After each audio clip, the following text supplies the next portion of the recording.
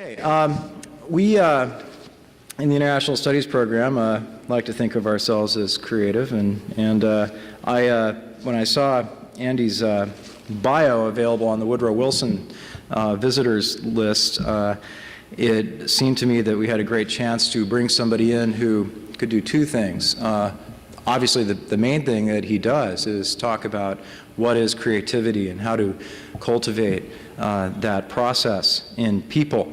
And so you'll hear me talk about that a little bit, but there's also some other things about Andy that are great to me and to the International Studies program that combine two issues, which is that he's creative, and we need creative thinking in the new world that we find ourselves living in if we're going to deal with the challenges that we confront. For example, we worry about terrorism, but is it creative to only worry about that one problem, or do we have to realize that we have a diversity of challenges ahead, and the only way to meet those problems and challenges and opportunities is to be creative and to think new and outside the box? So the other part of Andrei Aleinikov's background is that he comes from Russia. And this is me talking, not him, but he came and grew up out of a society in the Soviet Union before he came here, and then eventually became an American citizen, that didn't encourage a lot of creativity. In fact, it encouraged conformity primarily. And so I think there's some personal experience there that he has in terms of the enthusiasm which he can bring to the issues here, and so I think we're very lucky. Andrei Aleinikov is the founder and president of the Mega Innovative Mind International Institute and School of Geniuses. You have his short bio there as you walked in. I would just hit some of the highlights there in terms of introducing him. He's a creativity and innovation consultant. He works with academics, he works with educators, he works with Fortune 500 businesses. He's a professor at Troy University in Alabama.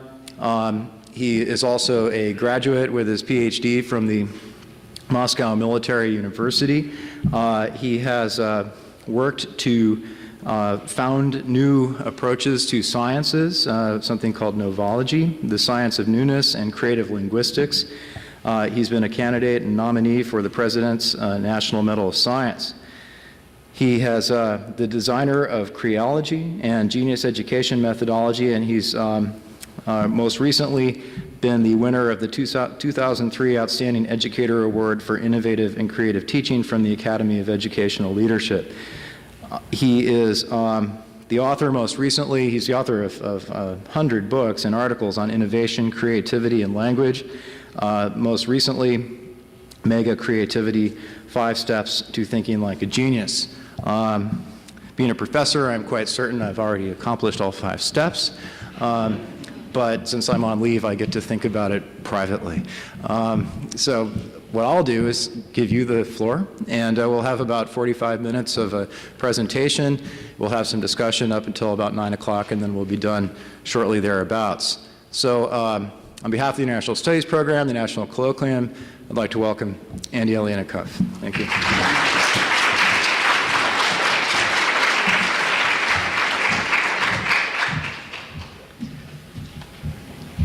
Thank you very much, Sean. That was wonderful. Good evening.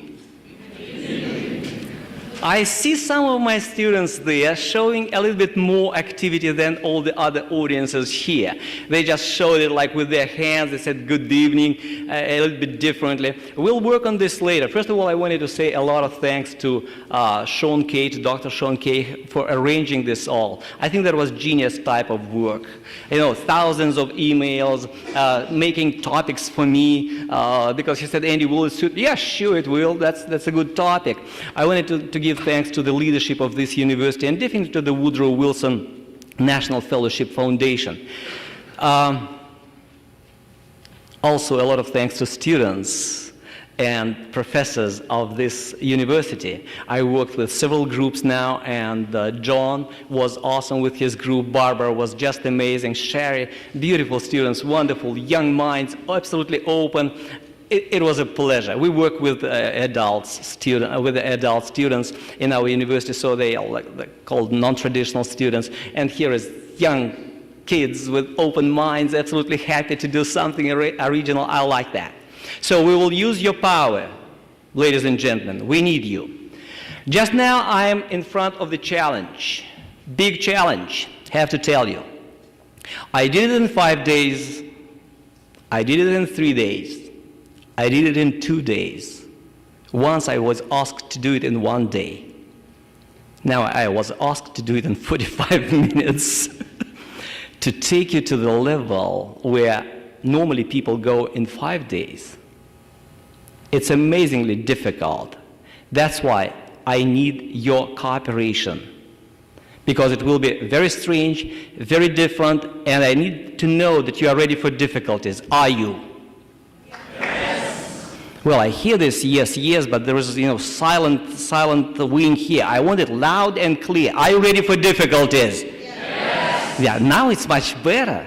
This is good. So I will and by the way, I have, definitely I can talk without this slides, but here is the proposition that I'm maybe asking you. What I found in our classes, theory is okay, but practical exercises are better. Am I right? And you are tired. You want some kind of jumping. You want some kind of doing, right? Right. So we will go to practical more than theoretical. But I want you to bear with me just for the beginning, and I want to do it fast. The practical, the theoretical stuff, and then practice. Okay? Are you ready? Okay, good. Then we'll start here. Do you hear me okay here? So first, I have to tell you that my task for today is not what it was shown. I want to make the most creative audience on earth out of you. And you said you are ready, right? The fun of it, that it will be with me. Still, you will not believe what I am going to teach you, and I wanted to, before I start, I wanted to give you a short, maybe citation. A first-rate soup is more creative than a second-rate painting, and this is Abraham Maslow. This is the founder of the self-actualization theory of creativity. So what he's saying is, field doesn't matter. Not only those people who are geniuses, they are Einstein or Shakespeare and so on, field doesn't matter. Genius is the level of achievement. You can be a genius in athletics, a genius in cooking, a genius in everything. That's the idea. And the second one is being creative is being courageous, and the moment you produce a new idea, you're the minority of one. Paul Torrance. Paul Torrance died last year, but I think that's the most famous expression he produced. You become the minority of one. You have to be courageous. So that's about me. I will skip it as quick as possible. The only thing that was missed, and Sean doesn't know it, the book became a bestseller in Asia, and now it has been published, actually 4 days ago, it was published in China. So the only one is there that is published in China. Also, my dean said, you are, Andy, you are probably the only person that she knows that was nominated for the U.S. Professor of the Year and National President's Medal of Science at the same time, in 1 year. So that was fun for her. She said, never seen that. So we skip it, and dedication. Definitely we are here because somebody taught us. My parents, my father died this year, only in April, and I definitely think that our parents did a lot of stuff for us. This is Paul Torrance at the time when I was the lecturer there, and he gives me the prize. And Paul Torrance is considered to be the creativity man. His book is outstanding, and so he gave me the prize, and he said, this is to MegaCreativity man. So that was very interesting. And Sid Barnes, he is still alive. He is about over 70, definitely. He is one of the founders of the creative problem solving. If you need information, I definitely will send you to him. Now, we're talking about new world and about new thinking, right? Now, my question is, how new is new? And we are talking to Sean for several days already, and he said old world was in stable stability. It was very unstable. Nuclear war was nearby, but it was still stable, right? We had our positions. We were military. Somehow, it was very stable. And now this is a new world, and it's stable instability. How new is that? Doesn't look to me very new. It's still the same world. And this world looks to be very insecure. Very insecure. It's insecure politically. It's insecure militarily. 9/11, you understand it. Afghanistan, Iraq, Chechnya. It is insecure economically. All economy goes down. Like for some time, for 3 years or 2 years. Socially, 10 jobs would be changed on the average by every person who is growing now. 10 jobs. I'm on my 13th now. The most permanent thing is what? Change. So now if there is change, what do we have to have? What is the most needed human feature in change? What is it? Tell me.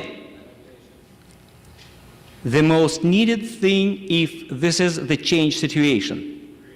Creativity, sure. It is creativity. By the way, this is Dr. Clough who invented artificial heart and artificial lungs.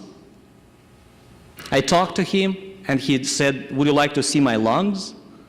I said, yep. And so he opened his jacket and there were his artificial lungs. He lives thanks to his own invention. They were here. That was amazing. And let's say, why do we need this creativity? 2 twins on the deserted island. 2 twins, one of them, both are good, both strong, both smart. One of them is less creative, one of them is more creative. Who will have a better chance? Tell me. More creative. How about engineers? Both are from MIT. One of them is less creative, one of them is more creative. Who do you think has a better chance to survive, to succeed, to prosper in this world? Who? Less creative or more creative? I wanted to sound. Go ahead, say it loud, like not more creative. I wanted to sound. Go ahead, say it. That is good. That is much better. Now, how about 2 teachers? One of them is less creative, one of them is more creative. Who will be a better teacher? Ah, that sounds good. I like this. How about 2 leaders? One of them is less creative, one of them is more creative. Who will be a better leader? Very good. How about 2 students? How about 2 students? More creative, definitely. I remember one case from my life. It probably will take five minutes, maybe 3 minutes to tell you.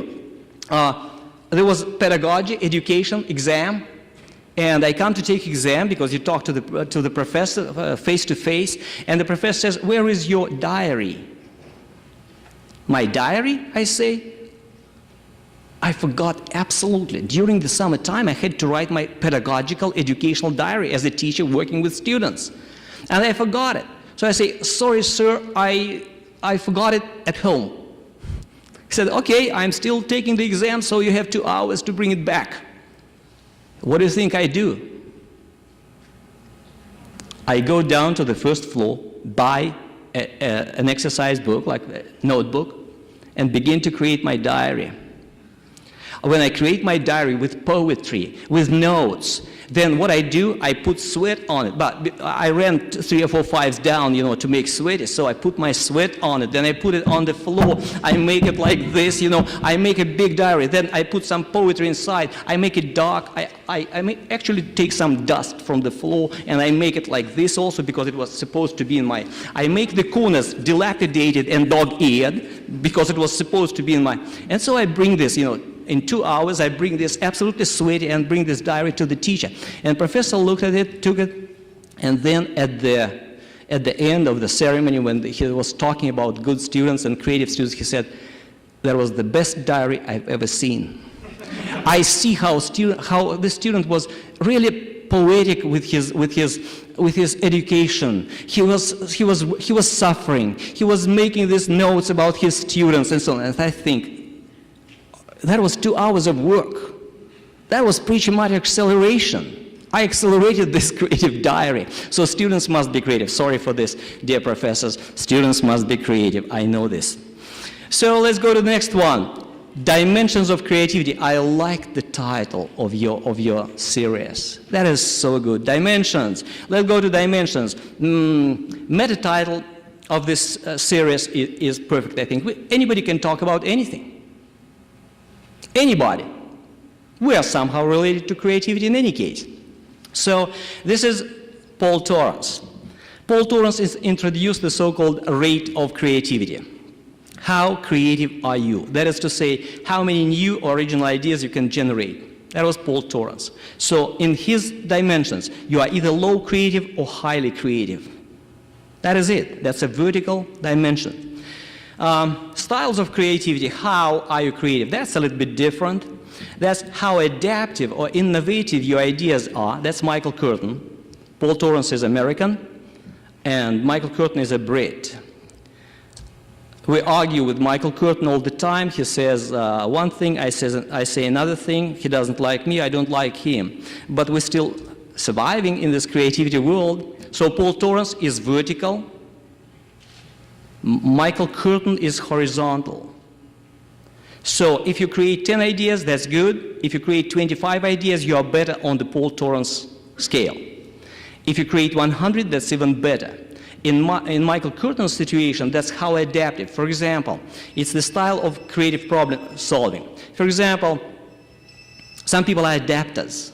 Never mind what the system, they make small changes. They are creative. They make small changes, small changes, small changes, and work within the system. Some people are innovators, like your John, professor.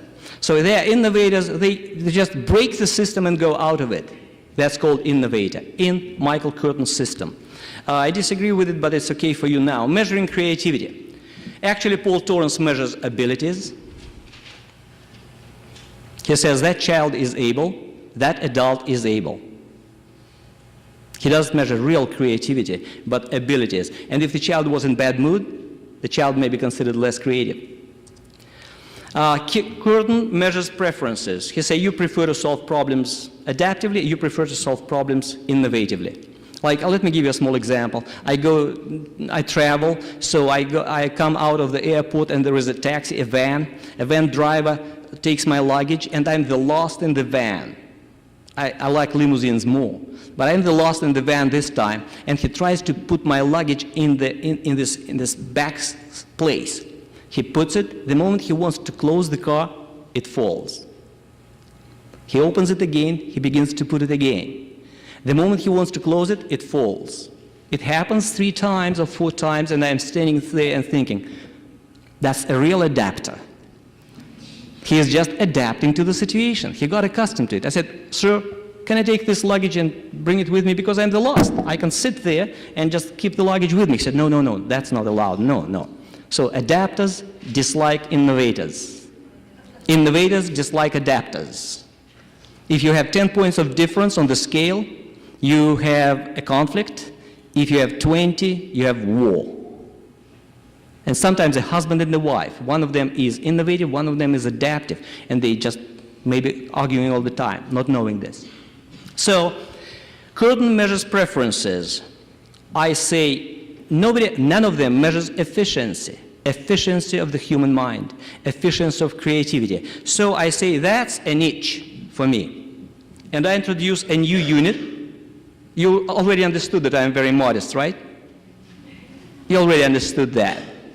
So I introduce a new unit, like there is volt, there is ampere,